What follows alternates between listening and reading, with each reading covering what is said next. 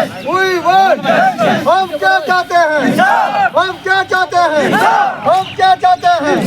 उमर साहब इंसाफ करो, उमर साहब इंसाफ करो, उमर साहब इंसाफ करो। हम क्या चाहते हैं?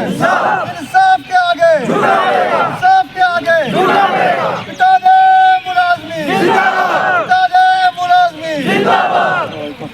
ये प्रोटेस्ट हमारा पिछले 15 साल से चल रहा है, लेकिन यहाँ हमारी एक उम्मीद थी, जो यहाँ J&K गवर्नमेंट जो बनी, इसमें हमारी उम्मीद थी कि हमें जो 15 साल का 20 साल का जो हमारा नुकसान है वो पूरा किया जाएगा। और हमारा मेन मुद्दा था कि हमें SRO हमारा फ्रेम हो जाएगा। हमें ये नहीं था कि हमें गवर्नमेंट फ़ौरन ही हमें तनख्वाह दे जाए या हमारा कुछ करे। हम ये सोच रहे थे कि कम से कम इस बजट में हमारा SRO फ्रेम हो जाएगा, चाहे हमें साल बाद 6 महीने बाद एक सिस्टम के तहत हमें परमानेंट किया जाए। लेकिन उसमें हमारे साथ इस बजट में कुछ नहीं रखा गया और हमें एक नई बात सुनाई गई कि हम 5 साल के लिए आए हैं। इन से ये पूछा जाए कि अगर आप 5 साल के लिए आए हो, जिस आदमी की एज 55 साल हो गई है, 5 साल के बाद वो घर चला जाएगा, वो तुम्हारा क्या सर करेगा इधर? आपको वोट देने का फ़ायदा क्या अगर वो 5 साल बाद वो चला जाएगा यहाँ? और दूसरा ये है, नहीं जी हमने जो वादे किए हमें याद है। अगर आपको वो वादे याद हैं तो ये वादा आपको याद है कि आपकी तनख्वाह बढ़ जाए, तो टेलीविज़न के लिए आपको कुछ नहीं याद? क्या टेलीविज़न के बच्चे जो हैं उनका मुस्तकबिल आपकी नज़रों में कुछ नहीं है? आपने सिर्फ एक ड्रामा बना के रखा है सियासतदानों ने, चाहे वो यहाँ का हो या दिल्ली का। उन्होंने गरीबों को कुचलने का एक बहुत बेहतरीन मंसूबा बना के रखा है कि गरीबों को कुचलते जाओ और देश बिल्कुल सेफ हो जाएगा। यार हमें कुचलने का ये कौन सा नया तरीका है? 350 रुपये या 310 रुपये हमें तनख्वाह दी जाती है पर डे, और हमारे अफसर ये कहते हैं नहीं जी कोई भी शिकायत हुई तो आपकी तनख्वाह बंद।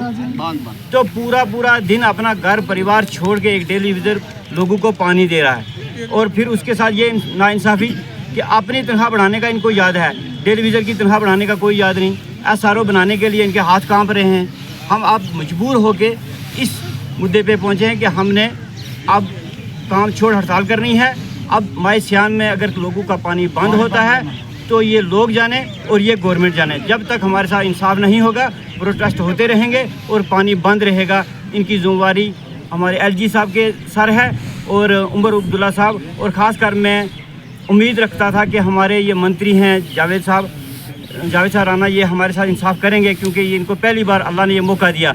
लेकिन मुझे लगता है वो उनसे ज़्यादा मगरूर हैं, उनको उस गरीबी का एहसास नहीं है। इन गरीबों ने आपको वोट दिए कौन सी रजौरी में, तभी जाके आप मिनिस्टर बने हो। आप ज़रा ये सोच लें और हमारे साथ नाइंसाफ़ी ना करें, और हमारे टेलीविज़न के साथ नाइंसाफ़ी होगी तो यकीन मानें कि ये पब्लिक आपका सर पत्थरों से कुचलेगी और वो सब जिम्मेवारी आपके सर होगी, हमारे सर नहीं है। जय हिंद। जानते हैं कि हज़ारों साल नरगिस रोती है अपनी बेनूरी पर, बड़ी मुश्किल से होता है चमन में दीदावर पैदा।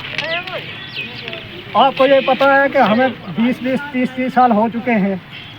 आज तक, आज नहीं तो कल होगा, कल नहीं तो परसों होगा, लेकिन हमारी इस यूटी हुकूमत ने हमारे साथ जो नाइंसाफ़ियाँ की हैं, हम अब उसको ज़्यादा बर्दाश्त करने वाले नहीं, क्योंकि हमने बहुत बर्दाश्त कर दिया है। आज तक उन्होंने जो कहा हमने सुना, लेकिन अब हमें सबको इकट्ठा होके एक ही काम करना होगा कि जब तक हम काम छोड़ हड़ताल नहीं करेंगे तब तक हमारा कुछ बनने वाला नहीं। बना तो वैसे भी हमारा कुछ नहीं है। इस हुकूमत की आप ये पॉलिसी देख लो, जो लोग 50,000 या 60,000 या लाख रुपया तनख्वाह ले रहे हैं, हर साल उनकी तनख्वाह में बढ़ोतरी होती है।